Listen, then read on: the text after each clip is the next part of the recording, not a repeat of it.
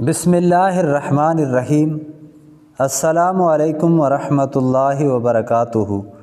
معزز خواتین و حضرات، آج میں آپ کو شادی یا نکاح کے لیے وظیفہ اور عمل بتاؤں گا۔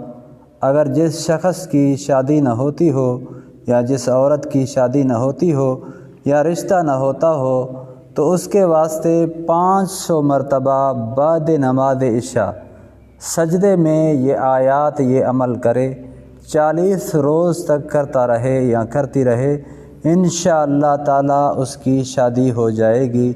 بسم اللہ الرحمن الرحیم۔ وَلَقَدْ ہمت بِهِ وَهَمَّ بِهَا لَوْلَا أَن رَّأَىٰ بُرْهَانَ رَبِّهِ كَذَٰلِكَ لِنَصْرِفَ عَنْهُ السُّوءَ وَالْفَحْشَاءَ إِنَّهُ مِنْ عِبَادِنَا الْمُخْلَصِينَ۔ سورہ یوسف آیت نمبر 24۔ تو یہ سجدے میں عشاء کی نماز کے بعد 40 روز تک پڑھنا ہے، تو انشاءاللہ تعالی جلد اس کی شادی ہو جائے گی اور اچھا رشتہ مل جائے گا۔